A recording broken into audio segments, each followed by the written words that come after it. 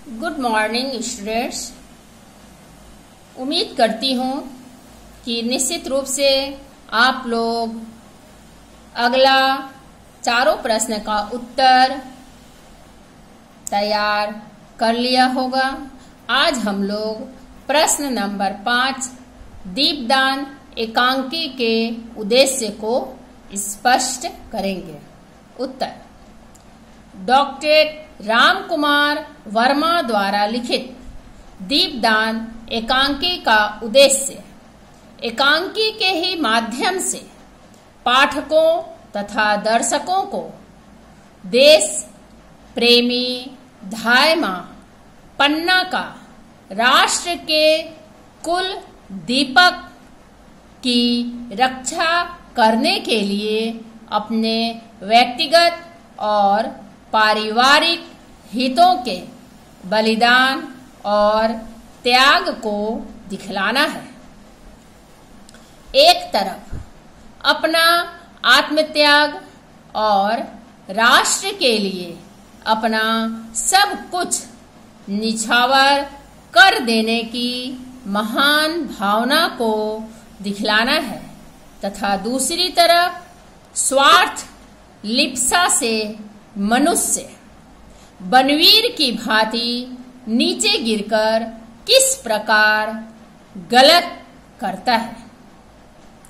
कीरत द्वारा यह भी दिखलाते हैं कि एक राष्ट्र प्रेमी किस प्रकार अपने प्राण को जोखिम में डालकर भी राष्ट्र के कुल दीपक की रक्षा कर सकता है। इस तरह दीपदान एकांकी का उद्देश्य यह है कि हम भी अपने देश की रक्षा के लिए यथाशक्ति संभव हो अपना सर्वस्व समर्पण करने के लिए सदा तैयार रहें। छठवां प्रश्न तीसरी कसम की नायिका हीराबाई का चरित्र चित्रण कीजिए। उत्तर श्री फणीश्वरनाथ रेणु द्वारा लिखित तीसरी कसम कहानी की नायिका मथुरा मोहन की नौटंकी कंपनी में लैला बनने वाली हीराबाई एक नर्तकी है जो अपने रूप गुण स्वभाव रुचि की संपन्नता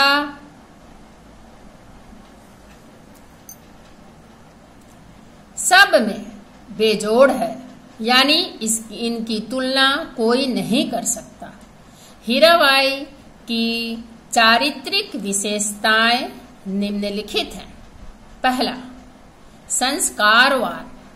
हीराबाई अपने व्यवहार व बोलचाल से अपने संस्कारों का परिचय देती हैं। हीरामन जब उसके लिए जलपान लाता है तो वह उसे भी अपने साथ बैठकर खाने को कहती है। हीरामन को बख्शीश में पैसे देने, खाने के लिए रुपया देना व जाते समय भी रुपए देने का प्रयास करना उसके संस्कारवान होने का ही परिचय देता है। दूसरा, शालीनता। हीराबाई के स्वभाव एवं व्यवहार में बहुत ही शालीनता है। वह कजरी नदी की घाट पर जब मुंह हाथ धोने के लिए जाती है तो वह भारतीय नारी की तरह सर नीचा करके एवं सर को आंचल से ढककर गांव की बहु बेटी की तरह नदी में धीरे धीरे प्रवेश करती है। महुआ घटवारिन की कथा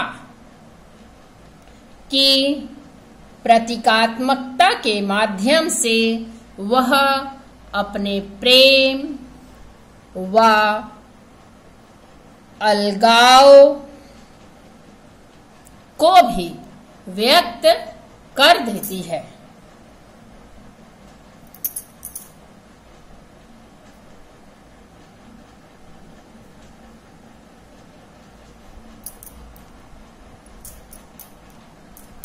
तीसरा, भावुक। हीराबाई अत्यंत ही भावुक प्रवृत्ति की है, जिसके कारण हीरामन द्वारा सुनाई गई कथाएं बड़े ध्यान से सुनती है। अंत में जाते जाते हीरामन से कहती है, क्यों मीता, महुआ घटवारिन को सौदागर ने खरीद जो लिया है। गुरुजी, महुआ घटवारिन की दर्द भरी कथा सुनकर उसकी आंखें भी नम हो जाती है। चौथा, उज्जवल चरित्र। हीराबाई असाधारण नारी है। वैसे तो नौटंकी कंपनी में काम करती है, पर अपने संस्कृति एवं परंपरा को भूलती नहीं है। वह हीरामन एवं उसके गाड़ीवान मित्रों को भी आदर की दृष्टि से देखती है। इस प्रकार कहा जा सकता है कि हीराबाई एक आदर्श नारी पात्र है। 7वां नंबर प्रश्न है, हिंदी में अनुवाद कीजिए। The relation between man and trees is as old as the history of mankind itself. They are useful to us in many ways. They give cool shade to the tired travelers. Birds build nests in them.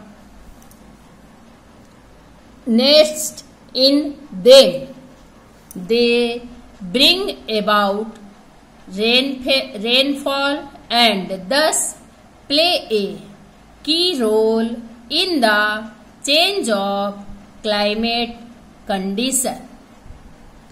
They prevent soil erosion by building the soil with their roots. आइए अब हम लोग इसका हिंदी में अनुवाद देखें। मानव व वृक्ष का संबंध मानव इतिहास जैसा ही पुराना है। वे हमें अनेक रूपों में लाभकारी हैं।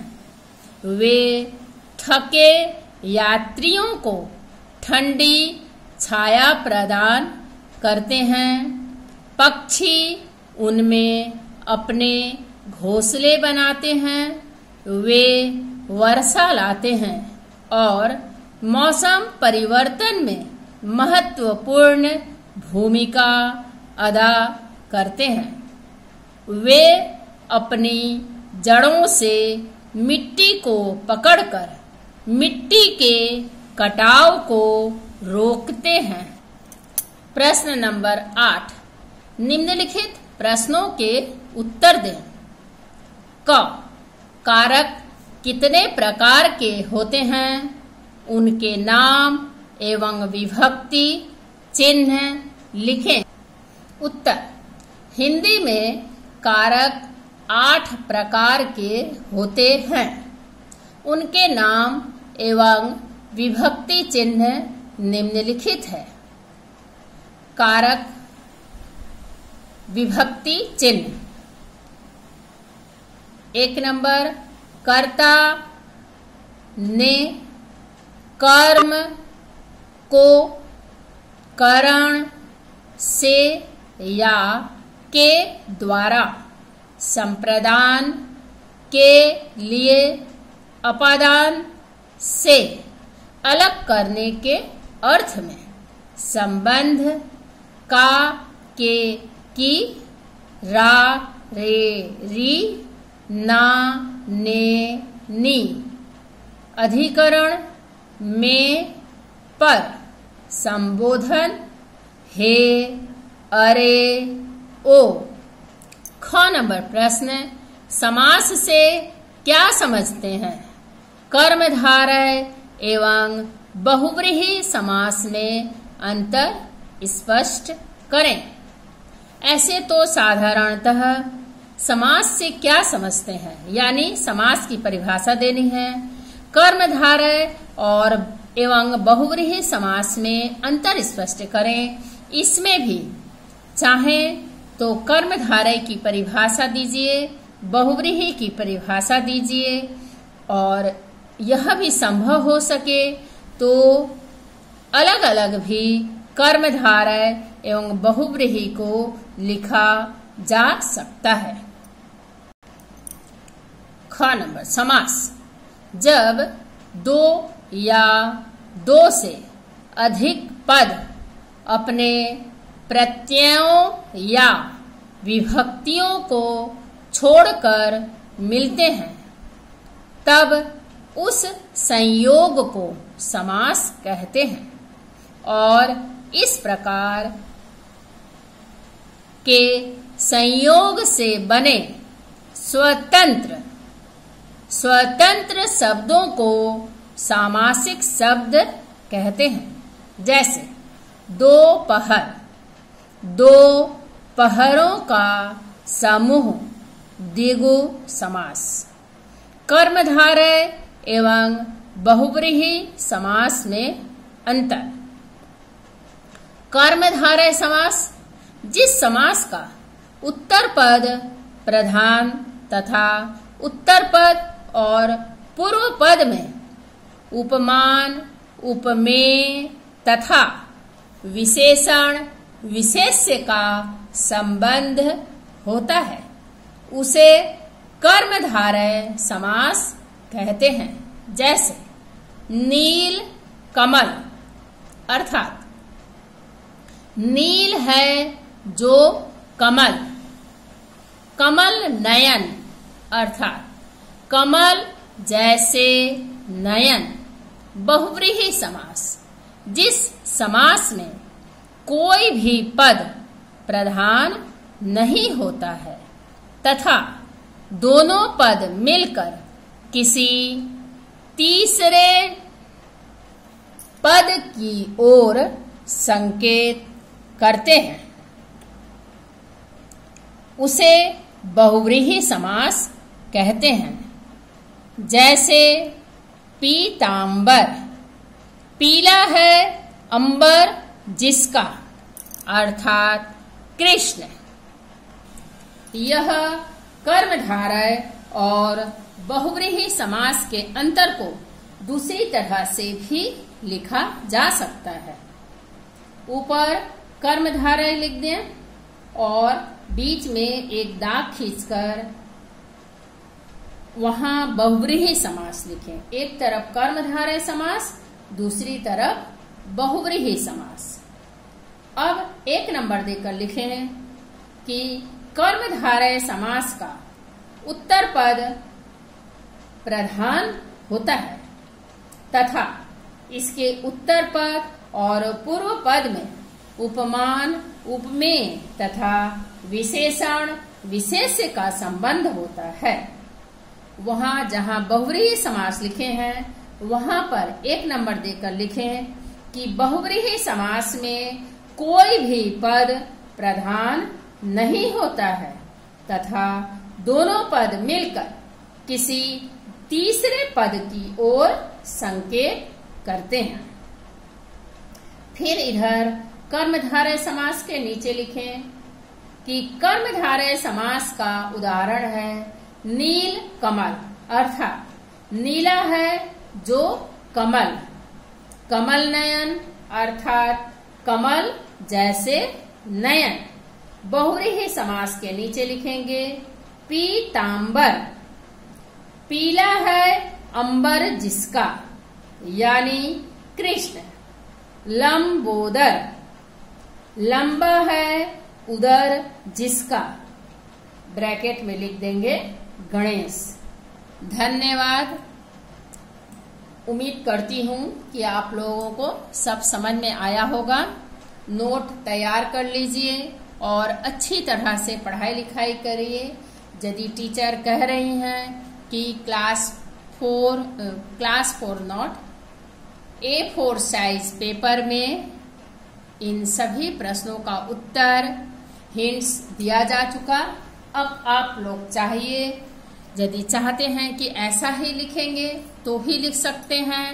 यदि इसमें कुछ परिवर्तन लाना चाहते हैं तो परिवर्तन लाया जा सकता है, लेकिन अपनी पढ़ाई की तैयारी अच्छी तरह कीजिए। धन्यवाद। जय मां सरस्वती। जय।